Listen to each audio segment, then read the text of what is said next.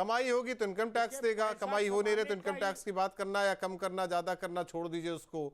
कमाई होगी तो खर्च बढ़ेंगे, खर्च बढ़ेगा तो बाजार में जाएगा, खरीदारी करेगा।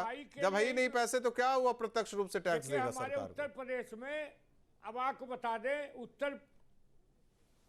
देखिए उत्तर प्रदेश में कोई व्यवसाय लगाने को तैयार था क्या? जब से योगी जी की सरकार आई है 12वां से दूसरे नंबर पर उत्तर प्रदेश आ गया है।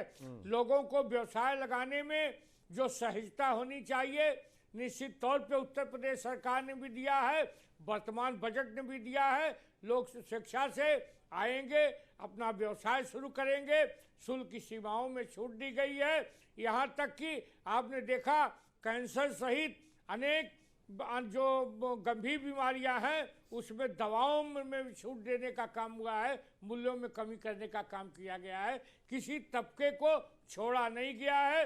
ये अलग बात है विपक्ष उससे सहमत नहीं होगा। लेकिन सहमत क्यों नहीं होगा? आप ही खुद कह रहे हैं कि हर तबके का इसमें ध्यान रखा गया है, हर तबके को कुछ ना कुछ जरूर मिला है। जब आपने सारी यहाँ पर फुल प्लानिंग की हुई थी, हर एक चीज को ध्यान में रखा गया है, तो विपक्ष तो सहमत होना चाहिए इस पे। आपको क्या लगता है कौन कौन से पॉइंट्स होंगे जो विपक्ष इसको लेकर मात करेगा? हाँ तो देखिए इस बात का जवाब तो विपक्ष ही दे सकता है। हमारे उत्तर प्रदेश में किसी या देश में कोई भी अच्छा काम हो रहा है, विपक्ष के लोग उसे अच्छा कहने को आज तक तैयार नहीं है। ठीक है, मान लेते हैं आप कह रहे हैं होगा, वो देखिए विपक्ष का काम ही है। देखिए विपक्ष का काम है कि तबके को शक और संदेह पैदा करना। उसे अच्छा होगा तो उत्साहित ही करेगा, नहीं होगा तो क्यों करेगा, तो हतोत्साहित करेगा। ये बजट में किसानों का देख रहे थे, ये देखिए पहले जो विपक्ष होता था, लोकतंत्र के जो पहिया होता था, नहीं छोड़ देते हैं ना, वो पहले की बात तो पहले होती थी, अब की बात कीजिए। ये बजट में किसानों का देख रहे हैं तो साउथ पे ये ज्यादातर जोर है इस पर। कोकोनट कहाँ होता है, वहीं होता है, यहाँ तो होता नहीं। बात सुनिए अशोक जी, बात सुनिए। कोकोनट कहाँ होता है? उत्तर प्रदेश में होता ही नहीं। ये जहाँ होता है वहां के लिए है। और देखिए इसमें काजू यहाँ नहीं होता, काजू यहाँ नहीं होता, कोको यहाँ नहीं होता। सारा का सारा फोकस तो साउथ पर चला गया किसानों के। यहाँ केवल है 500 जलाशय और अमृत सरोवर को एक करके मछली पालन क्षेत्र को मजबूत किया जाएगा। जलाशय ढूंढिए आप लोग, अमृत सरोवर कितने हैं उत्तर प्रदेश में, ये भी देखना होगा। बिल्कुल, तो मछली पर से शुल्क ही खत्म कर दिया गया। मछली मारने से शुल्क ही खत्म है। निश्चित तौर पे कुटीर उद्योगों को बढ़ावा मिलेगा, छोटे उद्योगों को लगाने के लिए सचेता।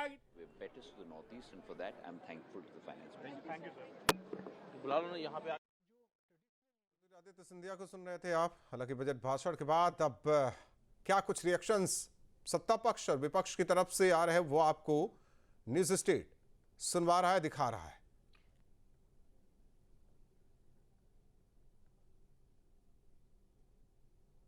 2047 हो, उसमें जो सबसे बड़ा टारगेट है सरकार के पास, वो टारगेट है कि बिजनेस को बढ़ाया जाए और जो आम लोग हैं, 140 करोड़ लोग हैं, जो साधारण लोग हैं, उनको सुविधा दी जाए।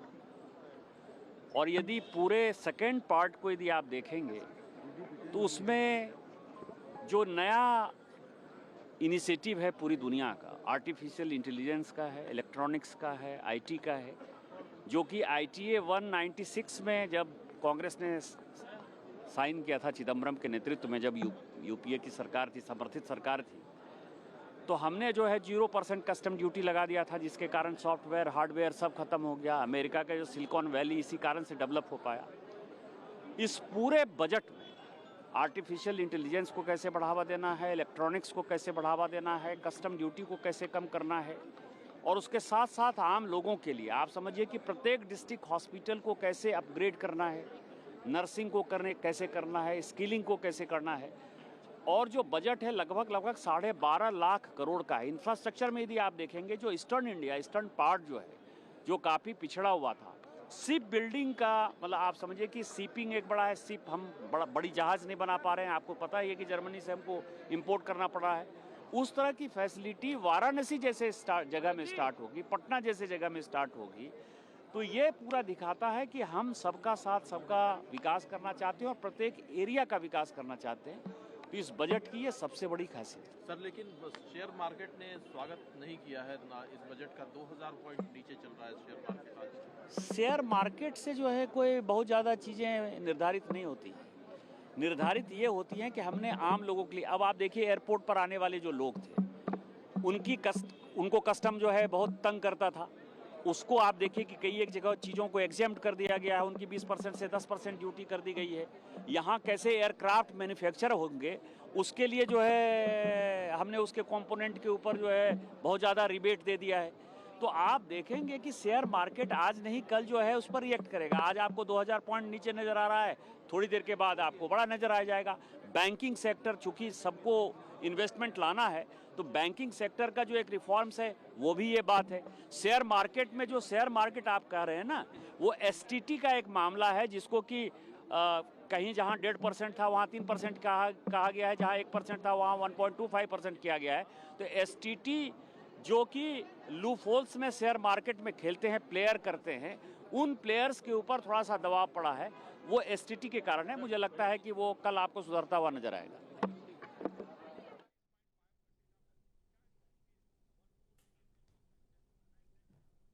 तो हमारे साथ केपी सिंह किसान नेता भी जुड़ गए हैं, उनका भी रुख करेंगे। केपी सिंह जी, जो बजट आया है क्या आप इससे संतुष्ट हैं, जिस तरह से किसानों को लेकर इसमें बातें कही गई हैं, घोषणाएं की गई हैं एग्रीकल्चर सेक्टर को लेकर?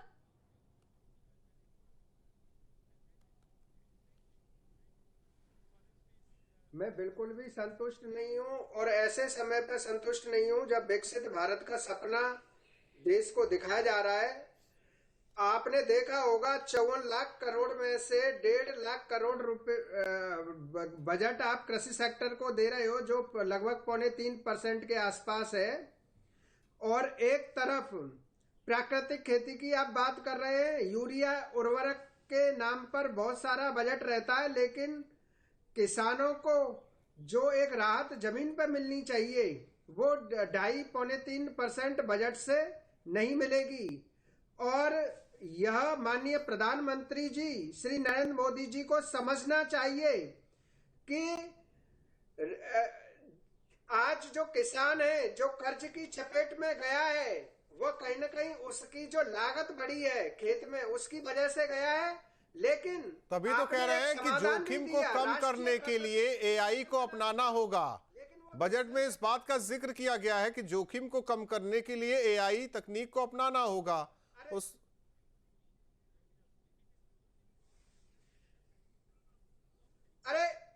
अरे ये एआई वगैरह, ये डिजिटल की बात है, इससे किसानों को लाभ नहीं होने वाला। एआई क्या बताएगा? एआई मौसम की जानकारी दे देगा, बीमारी की जानकारी दे देगा। एआई क्या देसी गाय पालेगा किसान के यहाँ? देसी गाय पालने के लिए किसान को जो सपोर्ट मिलना चाहिए, नहीं, ये अलग बात हो गई। ये अलग केपी जी यहाँ थोड़ा सा भ्रमित हो रहे हैं आप, भ्रमित हो रहे हैं आप। अब मैं वो अलग बताता हूँ, पशुधन वाली बात अलग करता हूँ मैं।